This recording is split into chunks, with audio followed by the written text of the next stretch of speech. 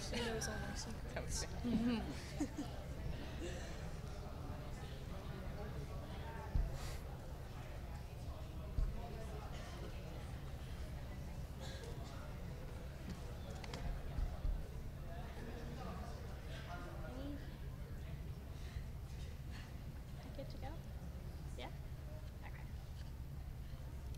Okay, hello everyone, and welcome to the Careers in Tourism and Hospitality panel.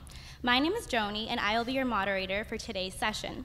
This afternoon, we have exceptional guest speakers who are here to inform you on one of the most exciting and fastest growing fields in the industry. Before we get started, there are a few housekeeping items we'd like to review. In case of an emergency, please evacuate through the nearest fire exits. Please turn off or mute your cell phones for the remainder of this session. We kindly ask that you remain seated throughout this panel. And please postpone all questions until the end of our panel discussion, as we will have an open Q&A. And finally, as many of you know, this is a Learning Passport event. So in order to keep things efficient, we ask that you complete your booklet page before retrieving a stamp at the very end of our session. Okay, so to get things started, we're going to start with Adam. Can you introduce yourself, your position, and tell us about the primary company you work for? Sure, my name's Adam Bauer from Lunenburg, Nova Scotia. I went to Mount St. Vincent like yourself, and I graduated in 2003 from the Tourism Hospitality Management program. After university, I went straight out to work for Fairmont Jasper Park Lodge and spent 5 years there as a restaurant manager. And I came back to Halifax and spent 5 years as a food and beverage manager at the Delta Halifax and Delta Barrington. And spent a year and a half after that at the Halifax Club, and presently, last spring, I moved back to Lunenburg and was able to buy the restaurant and the inn that I started working at as a teenager, started serving there, and I'm the owner of the Grand Banker Bar and Grill and Brigantine Inn in Lunenburg. Very nice, awesome. Jody, could you answer the same question? Yes, of course. Good afternoon, everyone. I'm Jody Sampson. I'm the general manager of the 4 Points by Sheraton in Halifax. So that's in downtown Halifax Hotel. We are a Starwood hotel and resort, so we're the little sister of the Sheraton brand, and we were developed in 1995. I am owned and operated by Fortis Properties, which is a company based out of Newfoundland. We own 23 multi-branded hotels and 2.7 million square feet of commercial real estate, so a very diverse company for sure. Oh, that's awesome. And Autumn, same question, please. How do you follow up to those? Good introductions. Hi, everyone. My name is Autumn Fiske. I actually graduated from the Mount yesterday, and I'm wearing my alumni pin very, very, very proudly. Let's round of applause. So I graduated with the tourism degree, like I've said. So I thought that I wanted to do hotels actually a few months ago. But I went on a one-year exchange to Spain where I worked, I studied, I taught English, various things just to pay my rent and whatnot. But when I realized when I was in Spain, traveling around Europe, I realized how much I love the travel industry. I still love hotels, but travel industry is something new that I liked. So I got back in the summer, spent some time with my family a little bit in the South Shore. I'm from Lockport. It's a very small little island that no one knows. And I applied for about 30 jobs, and I came across a company called Bungalo. Bungalo is an international cottage rental site that is #1 in Iceland. And now we are starting our market here in Nova Scotia, and we're trying to become the biggest and best provider of cottage rentals in the province, and we plan to expand. My job is the sales and customer service manager. I started out as a tourism service agent, and then my boss, somehow liked me so much, he just promoted me to a position that I guess I'm doing okay at. So that's pretty much me. Oh, that's fantastic. And Diandra? Hey guys, my name is Diandra Phipps, and I own enVie, a vegan kitchen in the North End. We are obviously a vegan restaurant, if you couldn't have guessed that. And it wasn't so glamorous getting there, I guess. Started off here, graduated from the Mount, worked at Pacifico, paid my way through university. Wish I had have paid attention more in Peter Mumberket's classes. Anyone have him? Yeah, okay, cool. And that's about it. And finally, Angie. Hi, my name is Angie Carruthers, and I am a sales rep for Devonian Coast Wineries, which represents, I represent Jost Vineyards, Gaspereau Vineyards, and soon a third winery, which will be Mercator. Fantastic. So our next question, we're going to start with Jody. So what experiences and opportunities encourage you to pursue a career in the tourism and hospitality industry? I've always had a love for tourism and hospitality. Growing up as a child, my father was a controller at a number of hotels in downtown Halifax, and my fondest memories were actually staying in hotels while he was a manager on duty, so that's where I kind of fell in love with the business, the back of house, the operations, the nitty-gritty. So while I was going to Dalhousie, I was actually working part-time at the 4 Points Sheraton when it opened in 2001, and I started off at front desk and concierge, and thought this could really be a good fit for me because I did love it from my childhood days. So it was a natural fit, and when a maternity leave came up in the sales and catering department in 2004, I slid right into that position, happy as can be. And from there, I realized that yes, I want to be in management, and I worked my butt off to get up the corporate ladder. But any opportunity that came up, I raised my hand, and I moved from sales and catering to revenue management, to rooms division, to guest services management. So I've literally grown up in the hotel and have worked in all areas of the hotel. So I was recently promoted last year to general manager, and it was just because of a lot of hard work, and every time an opportunity came, I was there to take it, and anytime there was a course available or for continued learning, I definitely was there to take that as well. So that's kind of what led me into the hospitality career. Fantastic. So hard work really pays off, guys. So Autumn, same question, please. So it was actually not planned, which I find most tourism and business professionals don't plan to actually be in their field. So when I was 16, I applied for a tourist bureau job in my local community, and I got that somehow. It's probably because I have the gift of gab, so I like to talk. So anyway, after that position, I realized how much that I loved working in the tourism industry and promoting Nova Scotia and meeting so many different people from, you know, different cultures, different backgrounds, and it made me realize that I wanted to actually study that because I knew I wanted to go to university. I just needed a little push as to what do I do. So I was like, if I like to talk and I like promoting, you know, our province and whatnot, why not study at the Mountain, take a tourism degree? And that's pretty much how I got here, I guess. Fantastic. And Diandra?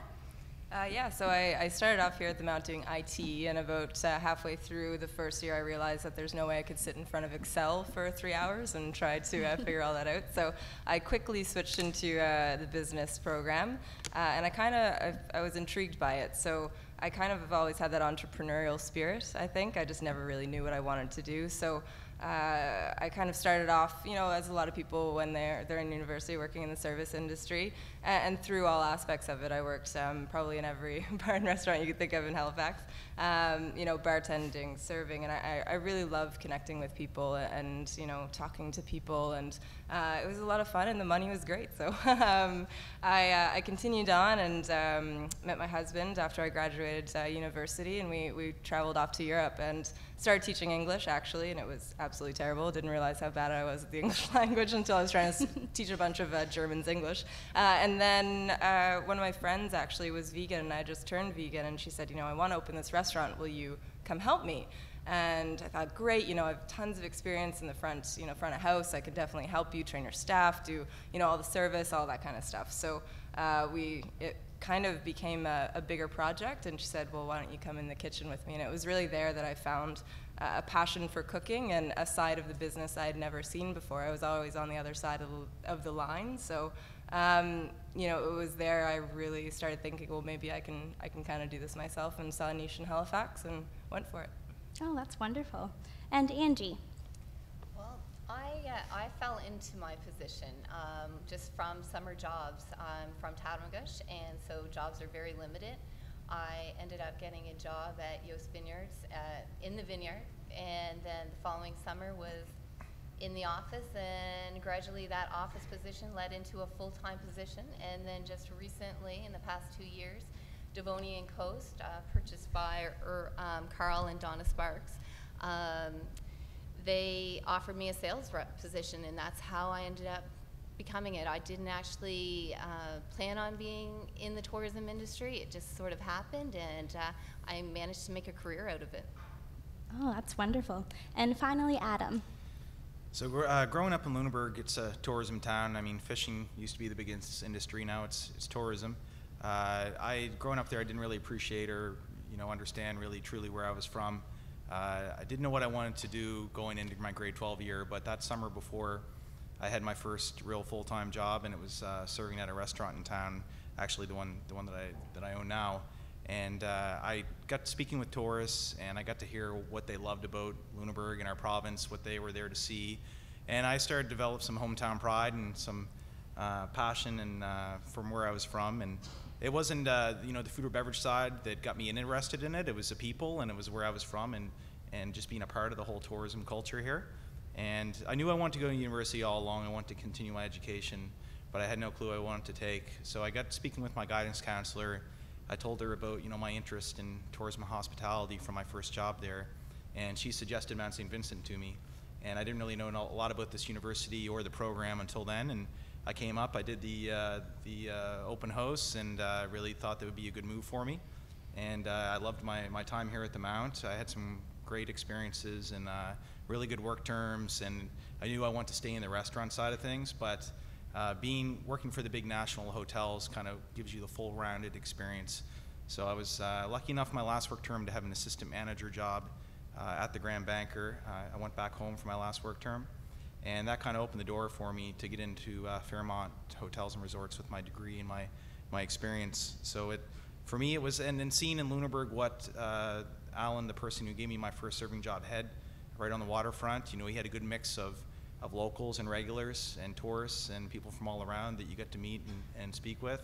And that kind of the combination of the potential education I could have in the industry and seeing one day what maybe I could have as a small business owner, that's what attracted me to this industry, and it's led me back full circle to where I started. Oh, that's great. So for our next question, we're going to start with Autumn. Are there member organizations that students or graduates should get involved with? Yes, I actually have two in mind. So for students and graduates, check out meetup.com.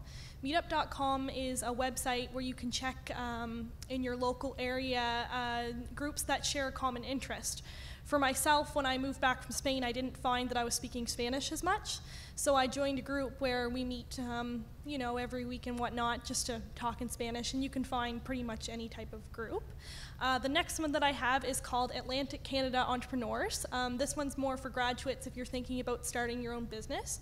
You can find this group on Facebook. It's basically a group where it's a bunch of entrepreneurs that, give tips to each other and help each other out and whatnot, which my company Bungalo uses a lot since we're new in Canada. We're known quite well in Iceland being number one, but it's a different market here, so we use that a lot. Perfect. And Jody? For me, I guess I would suggest a committee that I chair, the Hospitality Human Resources Committee. That is consists of all the HR managers for the downtown hotels and the casino. So we are on Facebook, so if you're looking for work after you finish your degree or during your degree, definitely check us out. Another thing that I urge you to do is get involved in your community. That's something I always look for when I'm going through resumes. You have to give back to your community, and that's as important to me as driving those financial results. So whatever you can do to be an active member of your community is great. And then the other one I would suggest would, of course, be tie-ins, because they have a lot of programs. You usually have to be a member, but you can certainly maybe volunteer with them or even get set up for their mentorship program. Oh, great. And Diandra? Yeah, so I was actually going to mention one of the ones that, what was your name again? Autumn. Autumn mentioned, but maybe I'll focus more. Are there entrepreneurs in the room? People that want to start their own businesses? Okay, 5. Awesome, good job. And it's fine, either whichever way you go, whatever your passion is. When I look for member organizations too that also benefit our business, for example, you really need to look at all of the benefits that come along with it. So let's just take the Halifax Chamber of Commerce, for example. They said, everyone said you need to sign up for it, you need to sign up. There's so many good benefits to this. One being, for example, we get merchant services at a better cost. We get health plans. We get lots of different things, but there's also a lot of personal growth opportunities as well as developing as an entrepreneur. So not only seek out these organizations, find the ones that work for you, but also take advantage of these extra things that come along with these programs. So for me, for example, I never took advantage of writing in their newsletter that went out every week. It's all about exposure for my business. So I'm seeing those opportunities now and really starting to go for them, and it's definitely worth the time and energy that you put into them, and you meet a lot of great people. And additional to organizations, also find mentors. They're crucial to my development as an entrepreneur, and it's really surprising how much time people are willing to give you if you just ask. It doesn't cost money, it doesn't cost anything other than a little bit of time, and there are so many entrepreneurs that love sharing and kind of shaping other young entrepreneurs as well, so you just kind of have to find them, and all it takes is usually a conversation to kick it off. Oh, that's great. That's something I find at the Mount, that our professors are like mentors. They really care about our education. So Adam. Yes, for me, I have a lot of different memberships through my business, and I just look at how they work with students and people getting started in this industry. Taste of Nova Scotia is, I would say, hands down, the most important membership that I have, especially if you're going into the culinary side of things. They put on a lot of events. They're the event planners, and they host a lot of their own events. They're involved in planning other third parties events as well. For example, the gold medal plates were just held here in Halifax. They were in charge of organizing and executing that. If you can, they're always looking for volunteers, and if you get involved in an event like that, you're going to meet people from industry all over the province, especially if you plan on staying in this area or if it's just for experience. You know, any way you can get involved in any events they're doing and donate your time and get involved there, you'll really find that you may make a good connection, and there's good networking opportunities for you going into this industry. And same goes for, you know, finding a mentor. If you find someone like that you really you know, want to tag along with, and they'll focus their time with you, and there's someone you can go to with any questions and help come up with a development plan for you. That was huge for me, and at the Mount St. Vincent as well. There's many professors here that, you know, after how many years ago did I graduate? 2003. I still am in touch with many of my professors here, and that's really gone a long way for me as well. And when you're on those work terms, if you're at some of the big companies, there's lots of committees. If you can get involved in, you know, your environmental committees, your green committees, your health and safety committees, any event planning committees, all that extra time that you put in will help you in the future. Perfect, great answer. And Angie. Well, a few of them have been mentioned, taste and tie-ins, but I also recommend just even getting on the RANS, the Restaurant Association of Nova Scotia's newsletter, and that will also keep you well informed on a lot of the restaurants that are opening and closing. Just keep, and the mentor, I think that's key. That's actually how I think I got my sales position. My director of sales and marketing is my mentor, and she continues to guide me with my position, and I highly recommend it. Perfect. So for our next question, we're going to start with Diandra. Tell us about your education and career experiences that led you to the position you hold today. Yeah, so once again, I said I wish I had paid more attention. Sometimes when I was in university, I really didn't know what I wanted to do. You know, I knew that I wanted to do something on my own, but I mean, I was always an ideas person, and I think that's intimidating for some people, because I'd be like, oh, I want to do this, and what about that, and so a lot of people can't handle that because it's not really a solid plan. So I spent most of my university doing that to my profs and to my friends, and they just try to block me out at times. But you know, I developed a lot of crucial skills here that I still use today. You know, but I think that going out and really trying to figure that out before you get into your career. You know, try things, try different experiences. You know, there's great opportunities here in your programs to go and experience different fields. And I think you're not going to know until you're in it what you want to do. And being able to kind of eliminate some or maybe firm up your decision really helps in the long run. And be true to yourself. You know, what do you love? What do you want to do? What are the things, you know, how do you want to impact this world? What is it that really drives you to wake up every day and say, this is why I'm here, this is what I want to do? Once I kind of figured that out, which surprisingly was probably only a year ago, I really just started to build on that and to strengthen those skills. And I really like that, you know, and how I enjoy working is I like being not really skilled in one thing, but kind of having a few different skill sets, so that, you know, when you run a business, you need to not only be good at, you know, be a people person, but sometimes you have to jump into the kitchen. Sometimes you have to do a little accounting. So really broadening your skill sets and seeking out opportunities for growth, not only, you know, within your job, but also your skill sets. It's really powerful and can help you out in the long run. Perfect, thank you. Angie? For my education, the main reason I have my position is because I took a year-long computer course. Because I floated in university, wasn't sure exactly what I wanted to take and didn't focus on one thing. I didn't go into tourism. I started actually with criminology. And then I took the computer course, and that got me working in offices. I didn't enjoy that. I moved to Alberta. I ended up working front desk as well, and so it just, every positive experience that I enjoyed ended up being in the tourism industry. Even working in the vineyard, I would rather do that than work for a government office ever again. So I think that it was just the enjoyment, the meeting people that triggered my my love, and I also enjoy drinking wine, so I just kind of fell into the position, and I really enjoyed it. Like I said, it started as a summer position, and then when they offered me the full time, I didn't want to leave. I really enjoyed it. Oh, that's really great. It's nice that you can find something you're so passionate about. And Adam? For me, I really didn't know at the time that everything that I was going to do in my career was kind of progressional, and it rounded me to where I need to be last spring to own my own business. Any sooner, I wouldn't have been ready now that I look back, but when I did my last work term and got that managerial experience, I had only asked, I wanted to live in Lunenburg my last work term. I had been in Halifax one before, and I asked if I could take on more responsibility and do some supervising shifts, and they gave me the assistant manager job. But just the last time I'd worked there, I showed that initiative even without the position, and I took on leadership when I saw opportunities and jumped in and helped out. It's, you know, that's one big thing when you're flexible and you have that drive and you show that passion, and you know you're not the first one that wants to leave. You stay later. You help out. You know, when there's a sick call, you're the person to jump in, and when they need someone else to stay at night, you're always the one you know they can count on.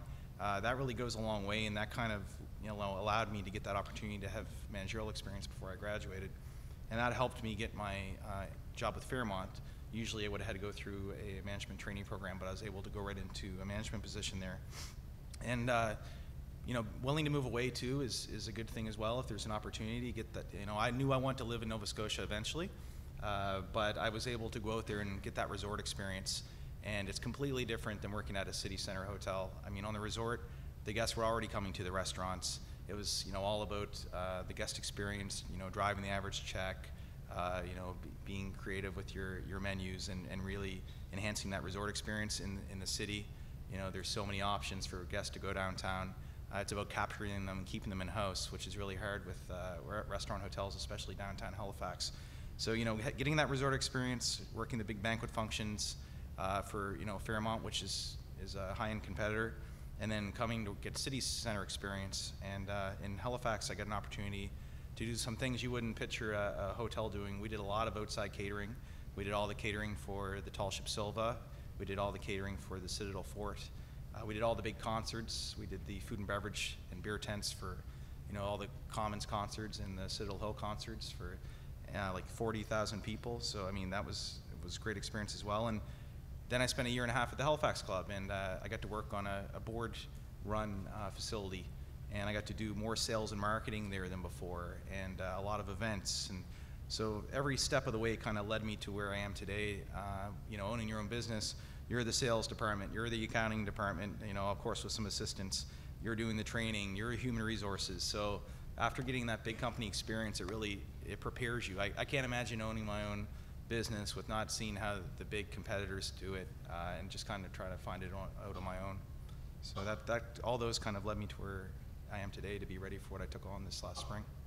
Those are really great points. And Jody?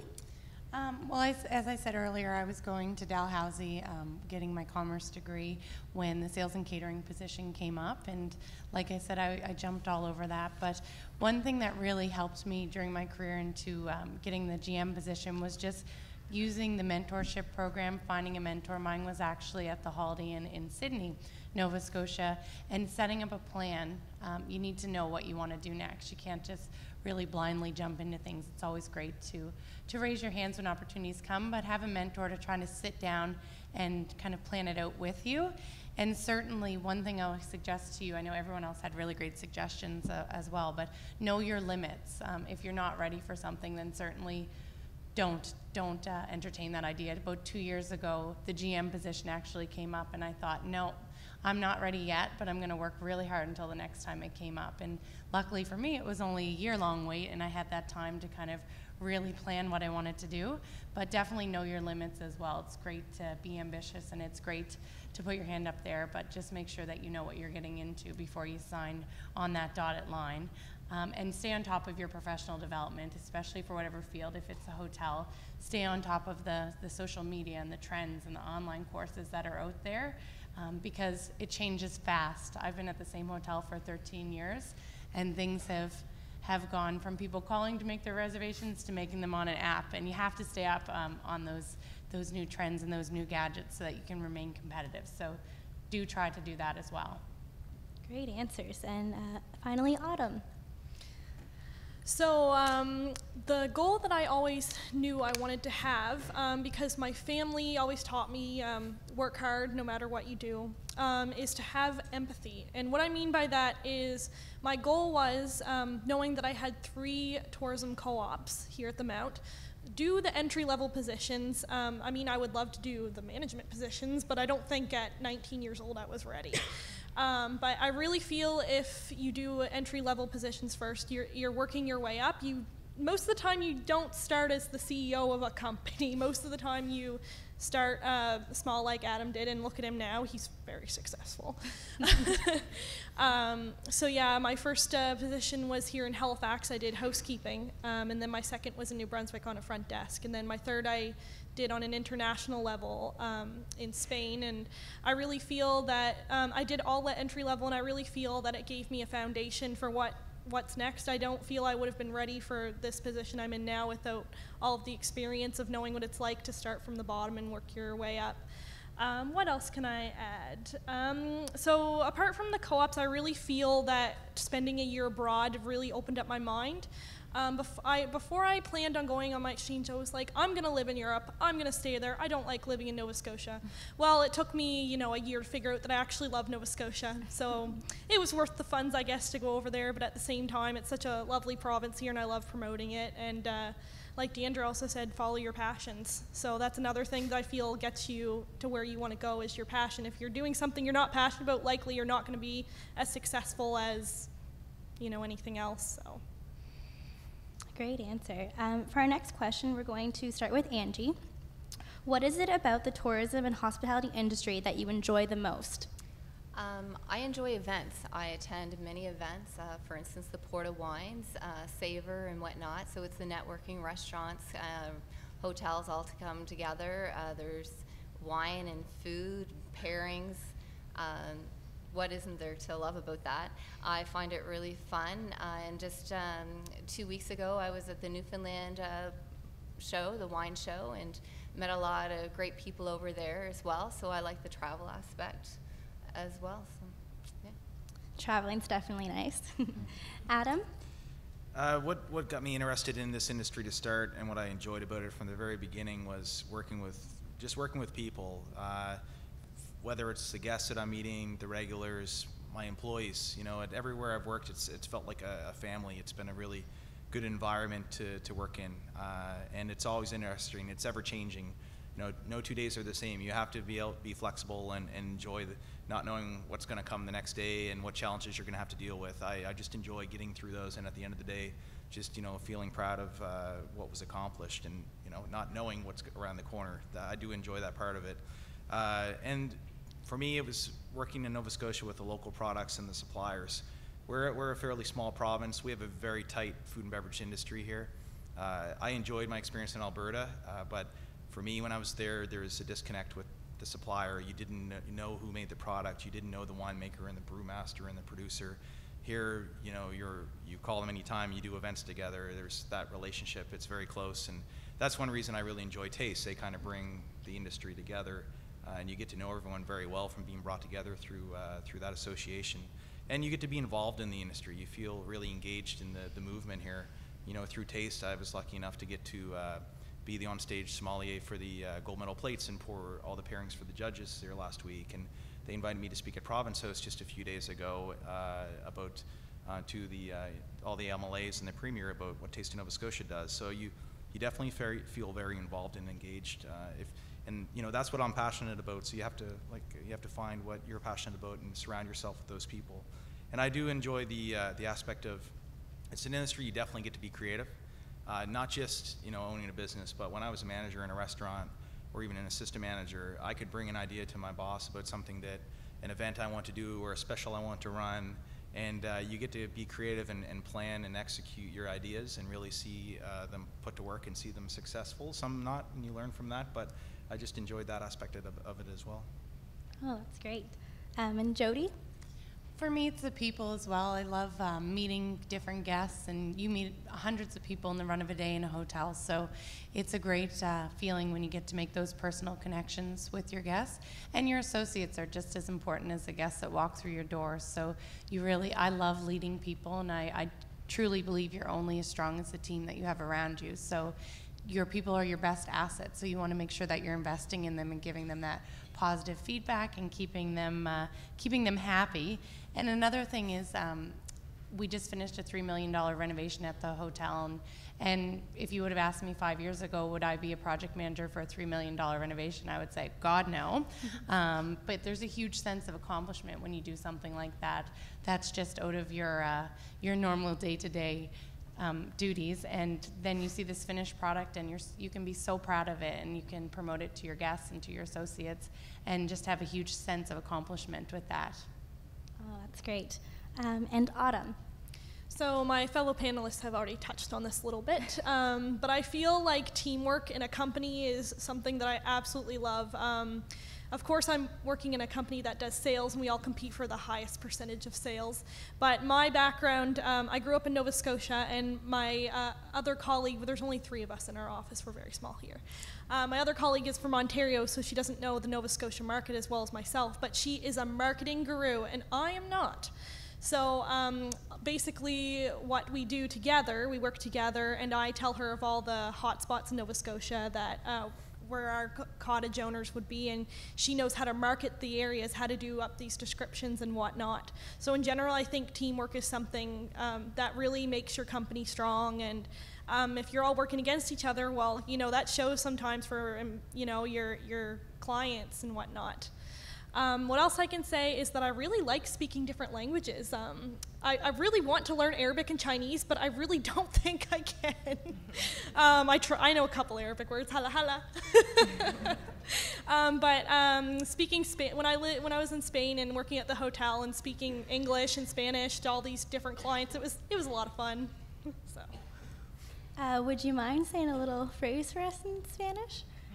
Hola, ¿cómo estás, mis amigos de MSVU? Mucho gusto, hombres. Oh, that was great, thank you. That was a little embarrassing. And Diandra? I cannot speak Spanish, so please don't ask me to. I did take Spanish. Well, we won't go there. So what do I love? There's a lot of things I love. Like, you know, Jody said, the people, obviously. There's a lot of routine in the tourism and hospitality industry, whether it's, you know, opening up the bar, closing down the restaurant, wiping the coffee machine every single night. And those are things that can get a little boring and repetitive, but I think the flavor of the people that come in and you get to deal with on a day-to-day basis really keep it interesting. And being an owner, you know, even more so because I get to connect with these people, and they're coming for a reason, and for them to tell a story and to be able to be a part of that with them is really special. You know, and I also love finding, you know, these little markets and these little opportunities that maybe, you know, other restaurants aren't doing right now. I love being able to be innovative and creative and offer something new and exciting, you know, and there's so many great things about my job, I guess. And the last thing probably is really, we have a very strong cultural vision at enVie, and being able to kind of pass that along to our employees.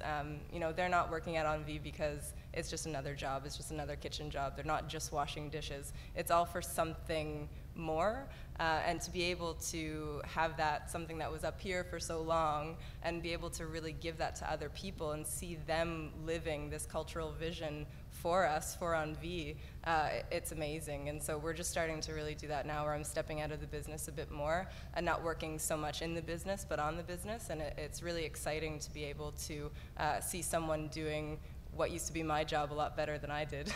So it's really fun time right now, a year and 2 months in. Oh, that's great. So for our next question, we're going to start with Adam. In your opinion, what are the most important skills people need in the tourism and hospitality industry?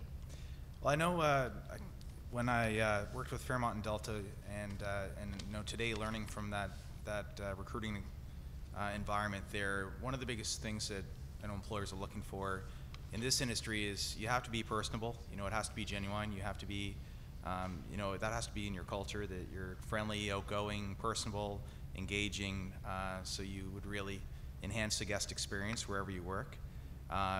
Being positive with that I can make it happen attitude. Not saying no with an alternative, just always thinking outside the box and willing to help solve problems, not just mention them. Flexible, willing to work long hours is, it's very well known in this industry. It can be a lot of hours. It's not an 8-hour, 9-to-5 job. Some days you think you're going home, and next thing you know, there's, a snowstorm, and you have distressed passengers filling up your hotel, and you're staying there till midnight. So you just have to be adaptive and be positive in those situations, and work well in a team environment. And you have to have that drive and passion. That it shows if you enjoy what you're doing, and that drive will help you grow and learn in your career. And product knowledge is a huge. The big thing is if you have that attitude, the rest can be learned once you get there. If you don't have the product knowledge or all the technical skills yet, that can be taught in your job once you get it. But if you really show that attitude and that willing to learn and grow, that's huge in this industry. And the ability to multitask as well. There can be a lot of different things going on at once, and you have to know how to prioritize and know what should be done first and get through the situation. So that's the advice I would give. I'm currently learning those skills right now, multitasking. And Jody? Adam just stole all my answers. I wasn't looking, I swear. He was looking at my paper. No, everything Adam said, definitely. You need to be flexible, and you need to have a drive to serve people and to be there, and they're the number one guest at that moment. One that comes to mind too is in the hotel industry, things go wrong all the time. Air conditioners break, the room service is not good, there's a flood, things happen constantly in a hotel, and you just have to have the ability to empathize with people and really just fix it and make it right for them. So that's definitely something that will set you apart from the rest. Perfect. Autumn? So yeah, pretty much all the same answers. One thing I can say is not to take things personally with clients. You will find in tourism and hospitality that there will likely be a 40-year-old man yelling you about something, or just a woman or anything. So the best thing I can recommend you do is just keep a smile and listen, and eventually they'll calm down. Every single day you'll deal with this in hotels, and I call people of sales. So you definitely got to keep your cool, because you don't want to blow up, because then you'll get a bad rep for your company, and we don't want that. So keep your cool and be cool. I guess another question to spin off that. Do you have any pointers on how to keep your cool in a situation like that, Autumn? Well, it depends on your personality, but I just like to keep, even if you're not dealing with the client, face to face, people can hear a smile when you talk. So that is something that can go a long way, is your smile. I know you probably want to rip your hair out or, beat them with something, but no, just please don't do it. I've seen people in hospitality and at work. I mean, I can understand it's pretty stressful when you got someone yelling at you for something that's probably not your fault. But it gets easier at first. You guys should have seen, like, Dr. Candace Blaney can say that I was a mess like my first year university, and if someone were to yell at me, I'd probably cry. But, you know, it gets easier as time comes. So keep working at it. Thank you. Diandra?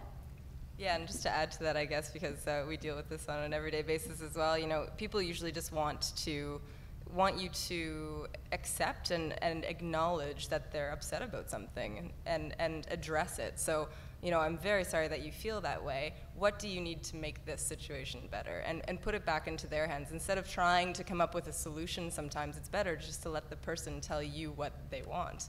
And if you let them have that opportunity, it kind of usually sets the conversation off a little differently, and it can sometimes solve itself. But to get back to skills, for me, I think initiative and adaptability, like these fine folks have said, everything changes in an instant. And one day you're doing one thing, and the next you can find yourself in a completely different situation. So again, a willingness to learn and grow with the company as well. You know, it's funny because in our business right now, we're looking for people to work on what I call the red. So accounting, HR, sit down and do the financials, and these kinds of things that maybe I'm not really good at.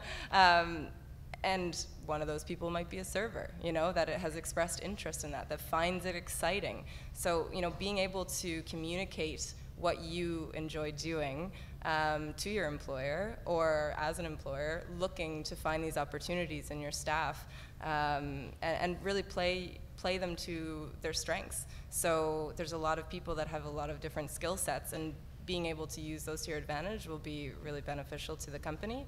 And I think having sometimes a plan of how you think things are going to go in your career might not actually work. You know, I had a plan. I was going to come back from Germany, and I was going to open a restaurant, and that was it. It took us a year to find a location, so, well, what am I going to do? And I was really discouraged, and it ended up that we started at the Alderney Landing Market, and I kind of abandoned the restaurant idea, and I said, okay, I'm just going to sell to-go foods and meals to go, and I ended up tapping into this market that now is a huge part of our business. And if I had never have been open to that experience, it may not have happened. So, you know, when doors close, other ones open, and just to be open to those experiences and know that it could be a great thing.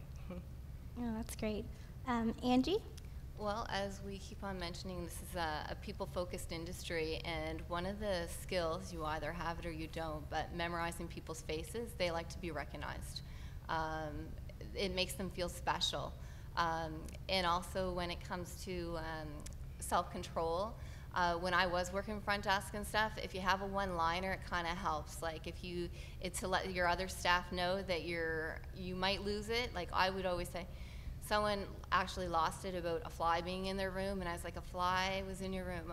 Oh really? So I'd be like, if they heard me say, oh really, they might start listening to see what the conversation is, so that maybe they can jump in and help, because everybody has different personalities, and sometimes it's just a small thing that can set someone off, and you got to be able to shrug it off. So self-control is important. And financing, I'm a sales rep, and so I have people come to me wanting things all the time, but you need to know what your budget is.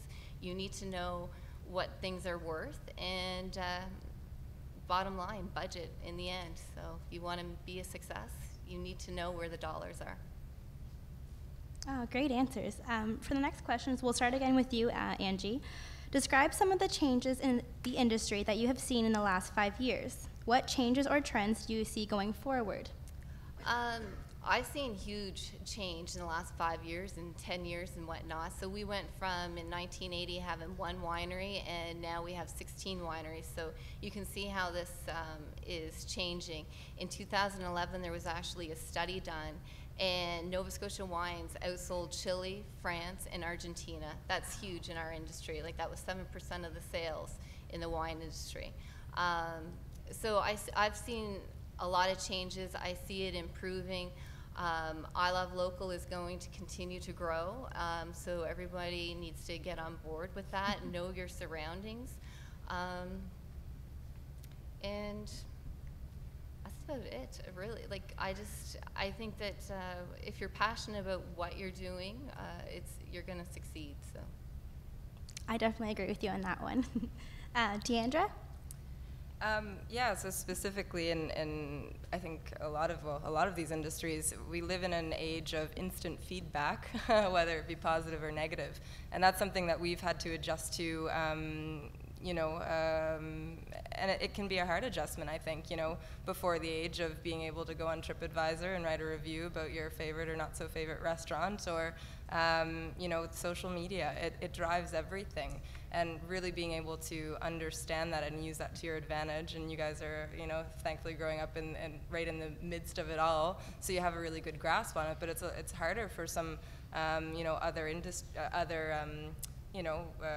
restaurants or so that aren't used to it. For example, the restaurant I worked at before we opened enVie, there was no social media activity whatsoever. So they were relying on old strategies to try to, market their business and advertise their business, but really it's changed.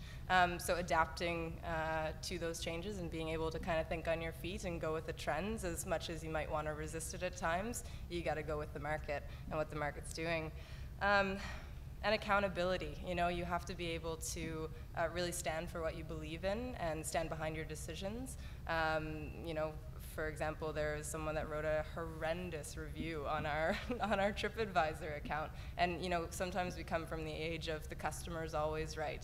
We've always heard that, anything for the customer.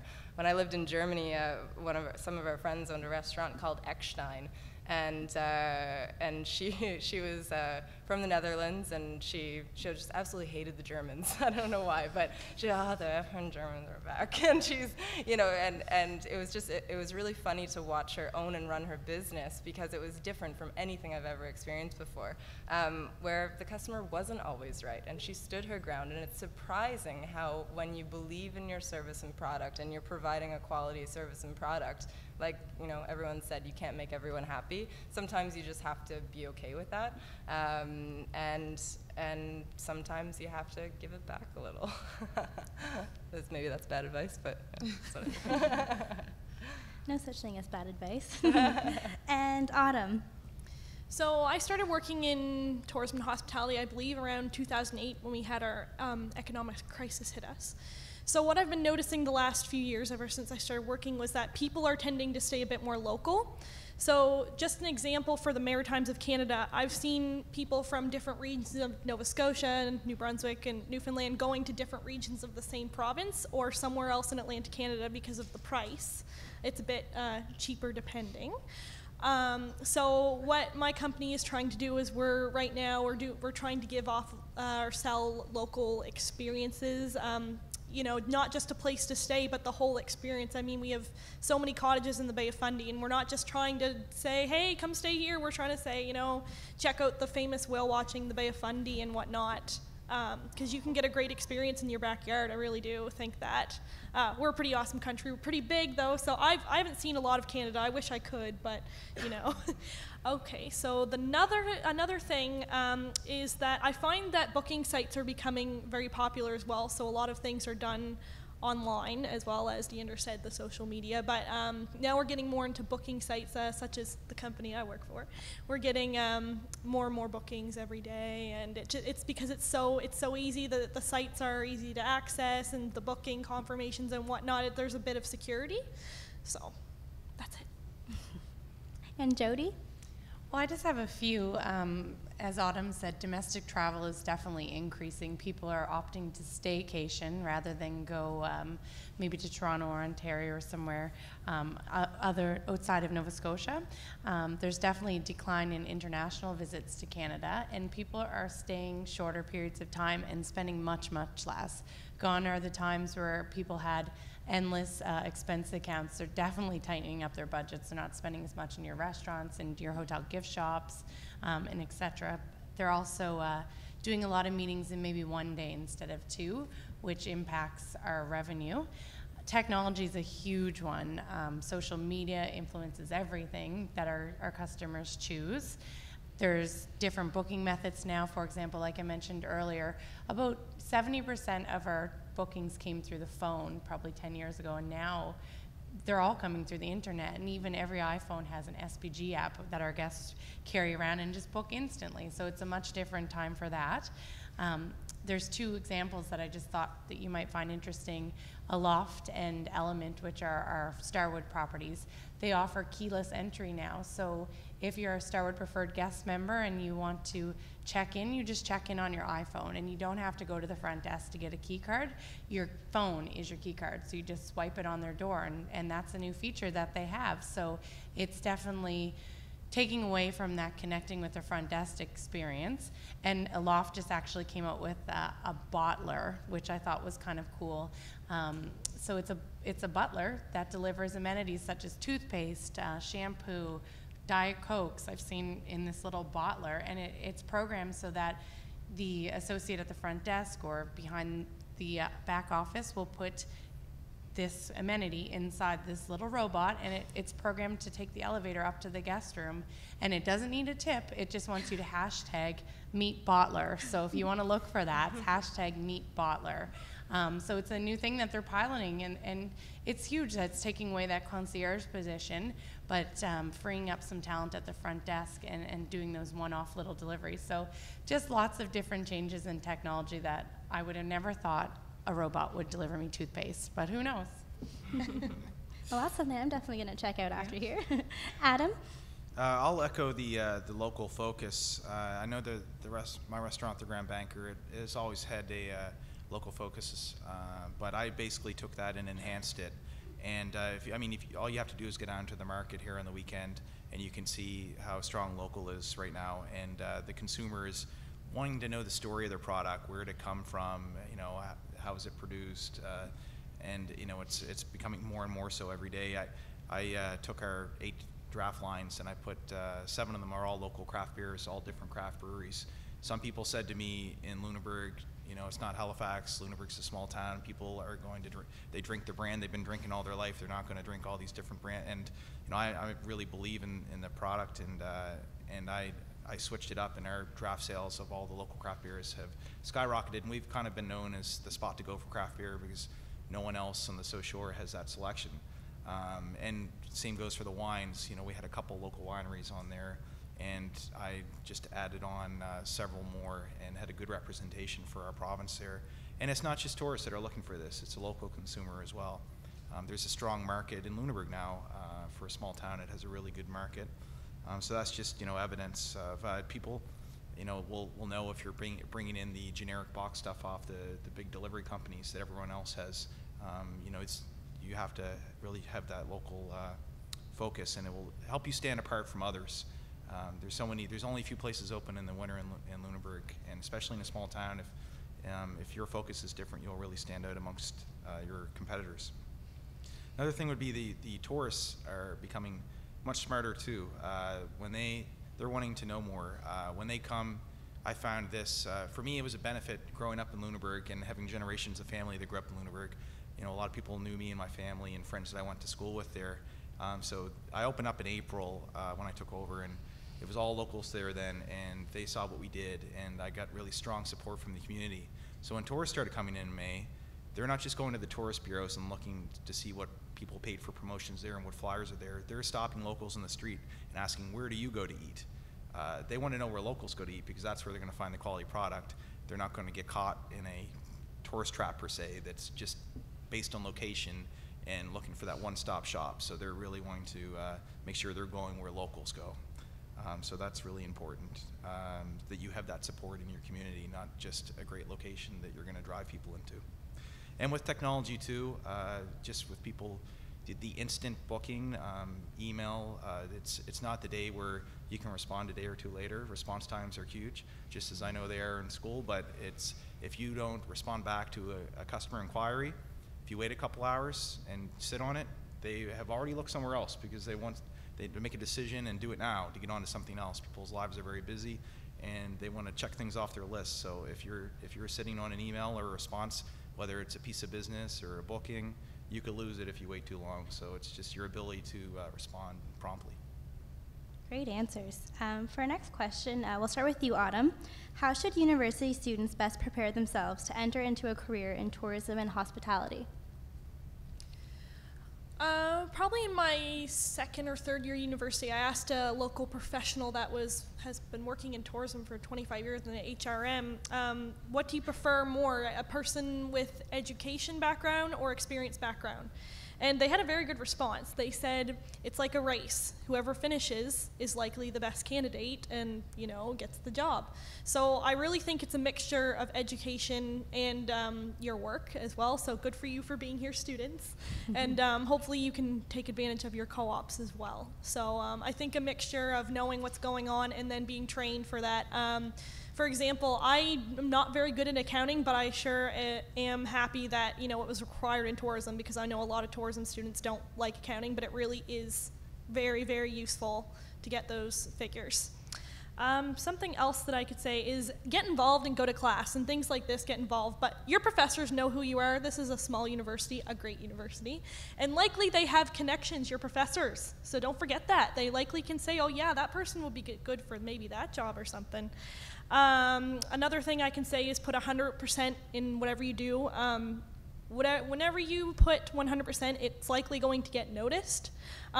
Be patient. Sometimes it does take a little while, but it does pay off, I can promise you that. Something that doesn't have to do with anything is if you people are tweeters out there, my company has a promotion going on right now.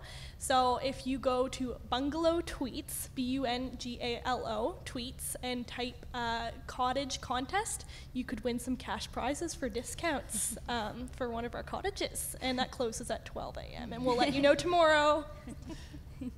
Just had to do that, sorry. No problem. Thank you, Autumn. Diandra? I'm trying to think if we have any promotions going on right now that I can throw at you guys. We actually do have 2 tickets to Gaspereau coming up. No. Okay, so you know, it's funny because I'm having a different time today than I was, you know, 4 years ago with my career. And right now I'm identifying, how do I want my life to look? What do I want to do with my life? And that doesn't necessarily mean how many hours do I want to work, or, you know, it really means, do I want to spend time with my family? Do I want to travel the world? Do I want to, you know, what are the things that I really want to do? A lot of people get caught up in this, well, I have to work really, really, really hard and work my butt off until about 50, and then, well, maybe I can enjoy my life. But there's a way to do both. So I think you know, being really true to yourself and identifying what you want out of your life, a work-life balance is really important. It's something that I've learned firsthand in the past year. And, you know, being true to yourself and identifying your strengths. So what are you good at, you know, and being upfront about it, and being confident that when you walk into that interview or whatever it may be, you know what you want, you know what you're good at, and you're able to communicate that very efficiently to the person that you're sitting in front of. That's what I look for when we do interviews, and you know, I think we've been really lucky so far to have people that are very upfront with what they want and what they want to get out of it. I don't have to probe that much. You know, and be open to opportunities that you may not have considered otherwise. When I was back in Germany, you know, I had no experience in the kitchen. I mean, I was vegan, and my idea of nutrition was like a bag of rice in the microwave and, you know, something in the oven that I could just throw in. I had no kitchen experience. And Tanya, the lady that owned the restaurant, she said, I need you to come. There's no one else that I can think of. I need you to come help me in the kitchen. I said, you know what? Whatever. Let's try it. And if I hadn't have done that, and if I had been too scared to try, I wouldn't be sitting here today. So I think just really weighing those options and those opportunities, and just going for it. And yeah. And also align your cultural vision, what you want to do with your life, with that of your employer. So you're never going to be happy in your workplace if you're working for a company that you don't believe in what they do. Every company should know what they're here for, and if they don't, then I think that's an issue. So ask those questions, you know, be upfront, and I think employers really like that. So good luck. A really great answer, thank you. Angie? I think that volunteering at events, if you're not sure what your passion is yet, go and try different things, as she mentioned earlier. But there's so many events here in Halifax and around. There's Devour coming up. Port of Wines was just over. Savor will be in March 5th actually. go get in contact with Taste of Nova Scotia or even the Restaurant Association and start volunteering. See if that's what is fun. There's no way to learn or to know until you experience it. School is one thing, but actually doing it is another thing. So volunteer, or it may end up even falling into a part-time job, and then be like me, your summer job becomes your career. So you just never know. Really great, thank you. Adam? When I think of every step of the way that I've had in my career, it's every next step has been because, and I've used a mentor in that step. So, you know, when I left the Mount, it was actually my cooperative advisor that knew I wanted to move from Fairmont and move back from Jasper to Nova Scotia. They let me know when an opening came here. They let me know that the general manager who was hiring was going to be out west in my hotel I was working at the time. You know, so that connection helped me get back here. When I made my next move, it was my GM from Delta who helped me make my move to the Halifax club. And you know, even today, after I leave here, I'm going to meet with the director of operations from Delta Halifax, who I reported to when I was there. He used to be the executive chef, and I'm getting some consulting from him on the new menu we're launching in a couple weeks. And I guess that also kind of leads to don't be too proud to ask for help. Know your strengths and weaknesses, like someone else mentioned, and know, you know, don't be too proud in any situation to ask for help. You'll look much better by asking for assistance and getting the leadership and the direction you need than to trying to take something on yourself and it kind of showing that maybe you weren't prepared for that. And another thing would be to, I know when I graduated, I really didn't know what to expect in those entry-level positions, whether, you know, pay-wise, salary-wise. But in this industry, you know, I call it, I was paying my dues. When I first went out to work into management, my servers were making much more money than I was with the tips they were bringing home. I've hired people from line positions into management, and one of the main things I want to know is that they were going to be okay missing that tip money to start. Because if you're thinking short term, you may get discouraged. Keep a long-term vision, know the goal that you want to achieve, because with the next steps in your career, the pay will and the benefits will come. But just don't get discouraged when you see some of the entry-level positions. You know, until you get that experience and that training, you know, you'll see the rewards later for sure. Really great answer, thank you. And finally, Jody. I guess my advice, or what you should expect going out there, is people will remember your character. So take time building on those attributes such as integrity, honesty, sincerity, kindness. Those will help you in your career. And remember that first impressions are key. You do not get a chance to make a second first impression, and it only takes 7 seconds to form a first impression. So make sure that you're ready when you go on those job interviews to make a great first impression. And if you are looking to be in the hotel industry, then certainly have some patience, because you're not going to walk in and be the GM. You have to work for it. So put your hand up and go to your comfort zone, and just be top of mind. Once you have that great character reputation, you're going to be top of mind when positions do come up. So just continue to develop on the skills that you already have. Good luck. Perfect, thank you.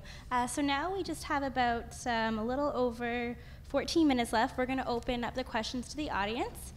So does anyone have a question? We don't bite. Gentleman up here in the hat. You were saying you work for Fortis? Me? Yes, I do. I'm from St. John's. Yes. Doing my co-op for public Sorry, just a relations. sec. I need you in the mic, just so they can hear you where it's being streamed. I'm doing my co-op in St. John's in this coming summer. I was wondering, does Fortis have any co-op opportunities? They probably do. I can certainly get you in touch with someone at our corporate office. So we're just on Water Street there in St. John's, and they would have a ton of co-ops or internships probably available. It wouldn't be specific to my hotel, but I can get you connected with the person that you should be talking to. So if you want to maybe come see me after the presentation. You're welcome. Good luck. There you go, making connections, guys. Anyone else have a question? Hands high in the air. I have one. I always have one. And it was just briefly mentioned, but you did talk about a little bit about, I mean, all of you have such passion in your jobs and it shows through so much, but how do you really keep your sanity? And how do you kind of balance that work life? that we've heard it can be a bit of a struggle, but I'm just wondering how you actually go about doing that. That's to anybody. Yoga. Second that. No, really, you have to realize that your career is so important, but as professionals, we juggle a lot of balls in the run of a day, and you just cannot drop the family ball. And when you have children and you have husbands, like that has to be number one, regardless of what you want to do in life. If you want to be the president, like you still have to focus on your family and create a good work-life balance. And doing things like yoga and working on your mental health certainly do help. I think you have to be mindful, and it's something that I never, I went vegan and I never went into yoga. I was like, it's way too spiritual. I do not get it, like up, down, whatever. I don't understand that whole thing in meditation. But the one thing that I have learned, and now I'm a dedicated yogi, the one thing I've learned is to really be mindful of what's going on in your life and be open to having those conversations with yourself. And I'm not talking about, the voice in the back of your head and this gets, anyways. But, you really have to be honest of how you're feeling and how you're doing and how the people around you are feeling. Because, my husband, for example, he's okay just with one restaurant and that's it, and he doesn't want to expand, but I'm just going for second restaurant right now. And you really need to have those conversations. And, I remember probably 5 months into opening the restaurant, I called my dad and I was in tears. I was like, Dad, I was 27 years old, and I'm like, I am working 14 hours a day, every day. On Mondays when we're closed, I'm doing cooking classes. I don't have a second for myself, and usually those 14-hour work days are coming home and turning on the TV, but working on the computer for 2 hours. So there was no time for anything, and it can get really tiresome. And that's why businesses fail, usually. Startups fail because the entrepreneur is the driving force, but if you don't have a good team around you to support you, whether that be your family or another person in the business, you need to be able to delegate responsibilities and to share those responsibilities. As much as anyone here control freak and want to do everything perfectly all by themselves. That's me. But it was really hard letting go of those responsibilities, but you'll find that if you can empower people to do them, it's amazing what, the lighter workload that you can have. Yeah, my defense.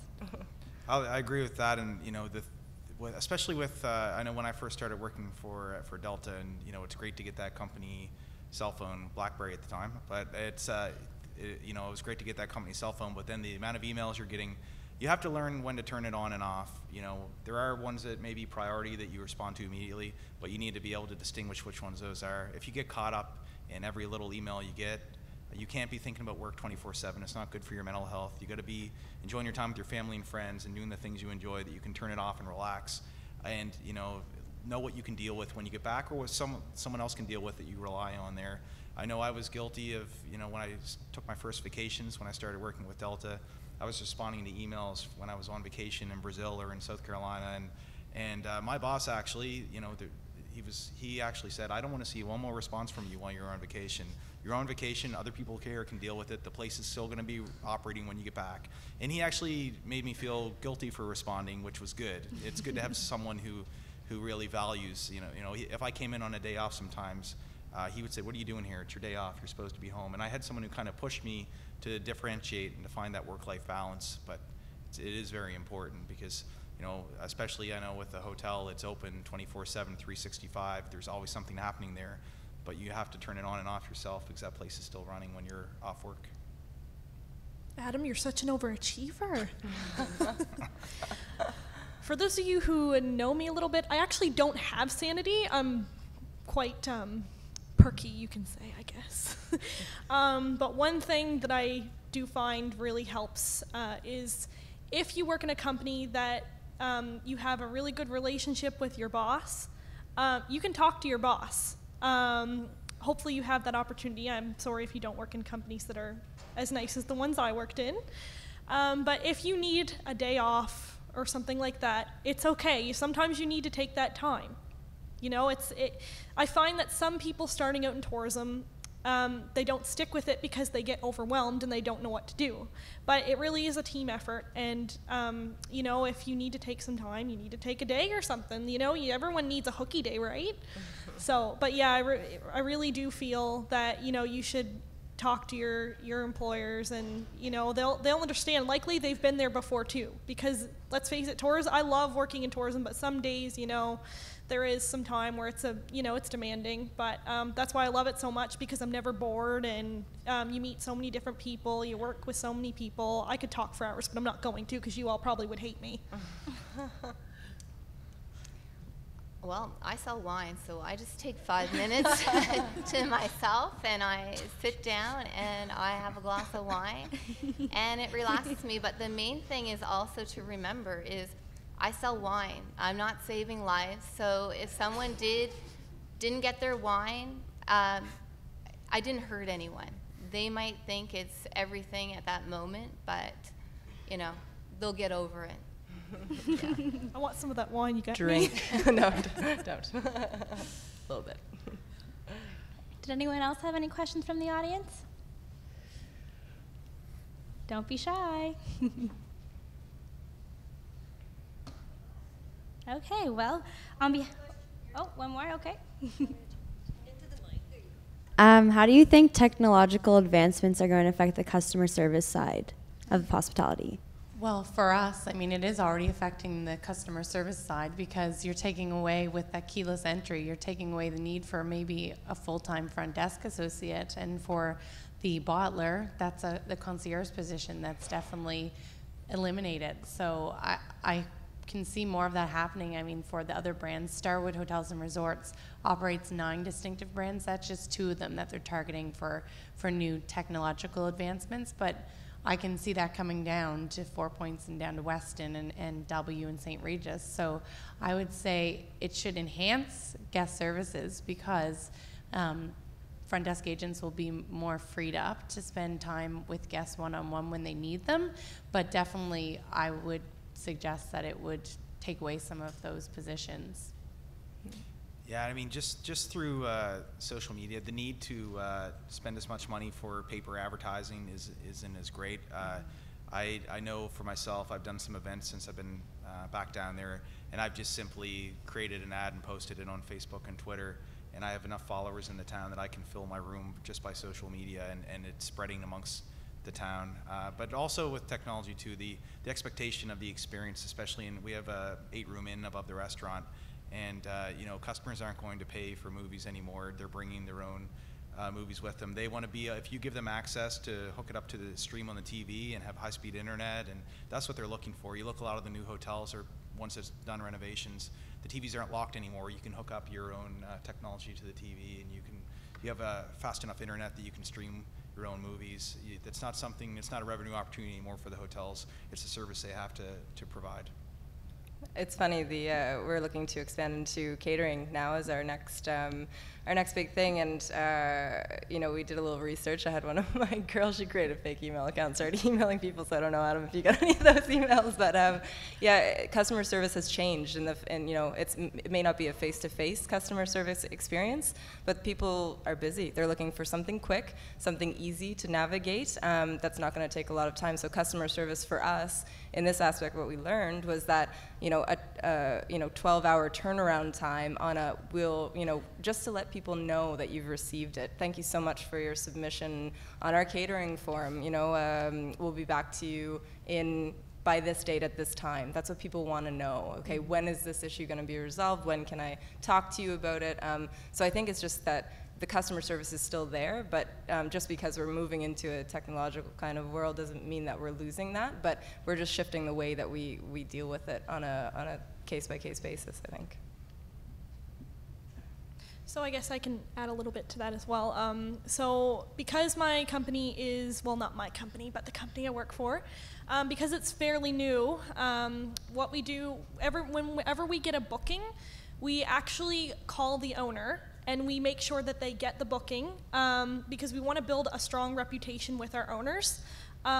If we don't have owners, we don't have business, because we're a cottage rental company. We need to have a good relationship with our owners so that they can deliver the best service to our clients that are renting our cottages. So it's really important, because say if they don't know they have a client coming in, well, because they get the confirmation through email. So it's really important to have that relationship with your partners, not necessarily your clients, but just that it doesn't really probably answer your question, but it's just a factor to know that your partners are also very important. Did anyone else have any more responses? All right, well, on behalf of myself, the students, and the Mounts Business and Tourism Department, we would like to thank you for your participation in our panel today. Thank you.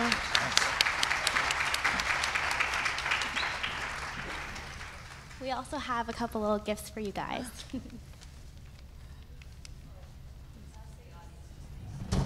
Okay. Also, guys, stay seated if you'd like to get your learning passport stamped, okay? All right, thanks. Thanks a lot.